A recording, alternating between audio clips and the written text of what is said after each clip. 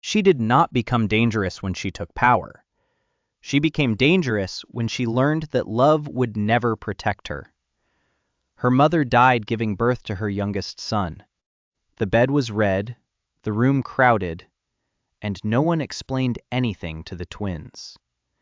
Cersei was old enough to understand that screaming could end and still mean death. What vanished in that room was not just a mother, but the belief that closeness kept people alive. She learned that attachment did not prevent loss. It only made the loss sharper. Her father took control of the household immediately. Grief was managed like inventory. Silence replaced warmth. Duty replaced comfort. Cersei was praised for composure and corrected for softness. What was taken from her was permission to need.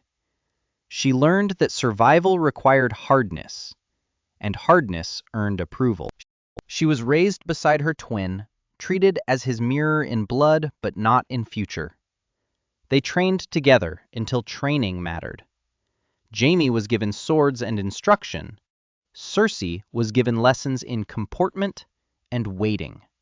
The door that closed was possibility.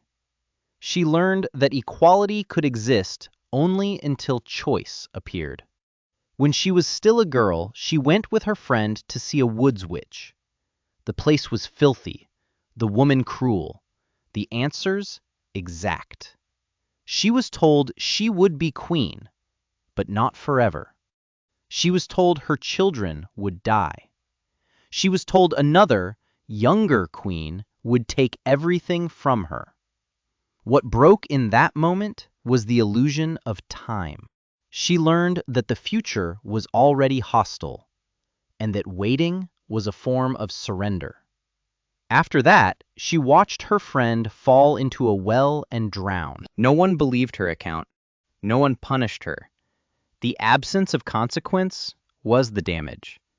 She learned that silence could erase guilt, and that survival did not require innocence. She was promised to a prince she barely knew. The match was presented as elevation, as reward. Her father spoke of legacy, not safety. What disappeared was choice disguised as honor. She learned that marriage was not protection, but placement. On her wedding night, the king smelled of wine and conquest. He called her by another woman's name. He took what he wanted and slept. The damage was immediate and private. She learned that love could humiliate and power could ignore consent. She tried to be what was expected. She bore children. She smiled in public. She kept the peace. The king drank and struck her when displeased. Each blow removed the hope of correction. She learned that endurance did not change men. It only taught them there were no consequences. She found safety only with her twin. They met in secret. They spoke honestly. They touched without fear. What narrowed was her world. She learned that trust could exist, but only where power could not reach. When her first son was born, the king claimed him without question. The child was golden, cruel, and adored. Cersei watched the court bend around the boy. The damage was subtle. She learned that motherhood could be weaponized, that children could shield their parents. She protected that child from correction. She silenced teachers. She dismissed warnings. Each intervention removed restraint. She learned that love could excuse cruelty if it served survival.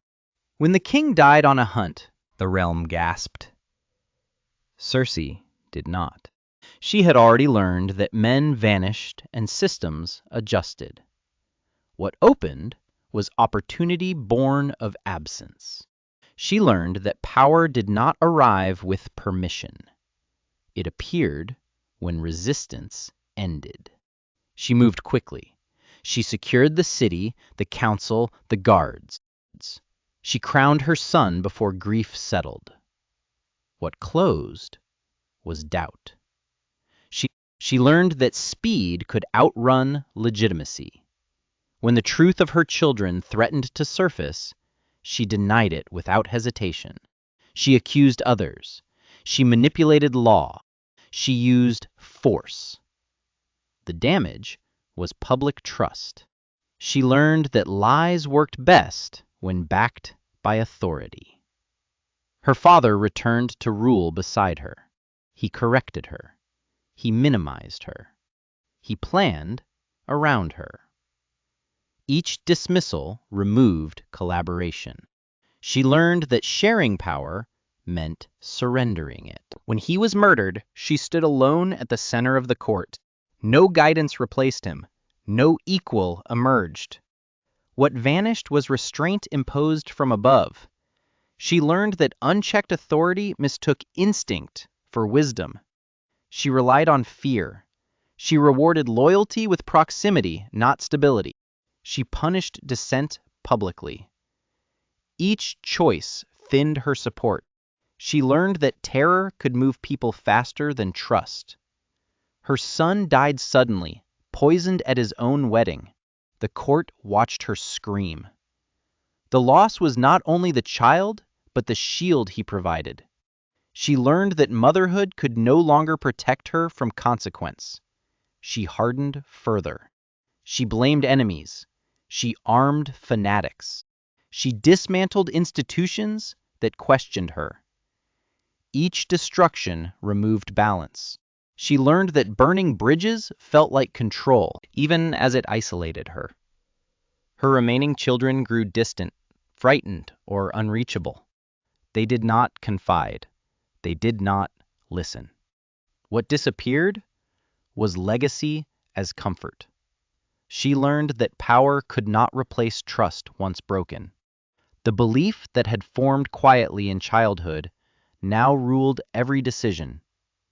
That love failed, that only dominance endured. Each event had carved it deeper. She was no longer trying to be safe. She was trying to be untouchable. And that belief did not protect her. It made her dangerous to everyone near her. That belief demanded proof every day. She began to test it on the people closest to her. She ordered arrests without trial. Small lords vanished. Servants stopped speaking freely. The damage was not rebellion, but silence. She learned that fear removed friction, but it also removed warning. She placed faith in those who praised her certainty, men who spoke simply, men who promised order. The faith militant armed themselves at her command. What she lost was oversight. She learned that shared enemies created temporary loyalty, not control. They turned their gaze toward her. Questions became accusations. Confinement followed confidence. Stone walls replaced the throne. The damage was physical and undeniable. She learned that power loaned to belief could not be reclaimed by will. Her walk through the city stripped illusion from flesh. Crowds stared. Hands reached. Words cut. The loss was dignity made public. She learned that fear worked only when one was never seen as weak. She returned to the Red Keep, changed. Her gaze hardened. Her speech shortened. What narrowed was mercy. She learned that humiliation demanded compensation. She burned those who had confined her. The sept collapsed with fire and stone. Enemies died. Innocents died. The damage was irreversible. She learned that annihilation erased threats, but also erased restraint. Her last child watched from afar. Distance replaced obedience. What closed was the hope of being needed. She learned that even terror could not command love. She took the throne herself. No cheers followed. No songs were written. The crown sat heavy in a quiet room. The loss was belonging. She learned that ruling without consent felt like standing alone on a cliff. War pressed inward. Enemies advanced. Allies hesitated. She answered with defiance, not planning. Each refusal removed options.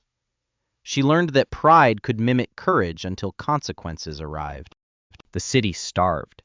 People whispered her name with hatred, not fear. What vanished was legitimacy. She learned that domination decayed faster than loyalty. When the walls finally fell, she retreated inward. Stone corridors closed around memory. Her twin returned, wounded and weary. The loss was time that could not be repaired. She learned that survival had cost her the chance to be understood. They stood together as the world broke. No strategy remained. No command mattered. The belief that had guided her offered no escape. She learned, too late, that being untouchable required distance from life itself. The stones fell. The crown meant nothing. The power she had chased could not hold the ceiling up. She died as she had lived, clinging to the one thing she never believed could save her.